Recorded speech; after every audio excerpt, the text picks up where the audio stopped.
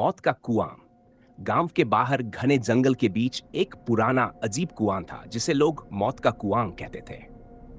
गांव के बुजुर्गों का कहना था कि उस कुएं के पास कोई नहीं जाता, क्योंकि जो भी वहां गया कभी वापस नहीं लौटा।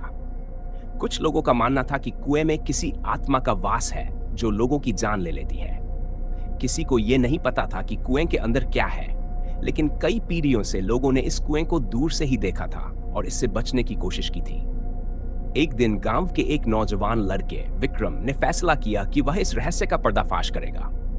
गांव के बाकी लोग उसे मना करने लगे, लेकिन विक्रम ने कहा, मैं इस डर से नहीं जी सकता। मुझे जानना है कि आखिर इस कुएं में क्या है। रात के समय विक्रम कुएं की तरफ चला गया। चांदनी रात थी और जंगल में अजीब सा सन्नाटा था। विक्रम जैसे ही कुएं के पास पहुंचा, उसने देखा कि कुएं के अंदर से धीमी धीमी आवाजें आ रही थीं, जैसे कोई उसे पुकार रहा हो। उसके कदम अपने आप कुएं के किनारे की ओर बढ़ने लगे।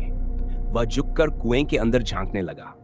तभी अचानक उसे लगा कि कुएं के अंदर से कोई अदृश्य शक्ति उसे नीचे खींच रही है। वह डर से चीखने लगा, लेकिन उसकी आवाज कुएं के अंदर गूंजकर खो गई।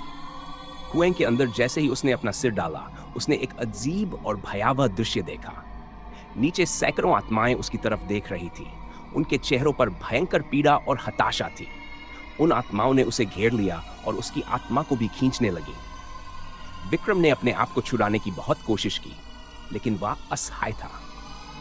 आखिरी बार उसने अपने गांव की तरफ देखा और फिर उसकी आत्मा भी उन आत्माओं की भीड़ में खो गई। सुबह जब विक्रम घर नहीं लौटा, तो गांव वालों ने उसे ढूंढना शुरू किया, लेकिन उन्हें सिर्फ कुएं के पास उसकी चप्पलें मिली।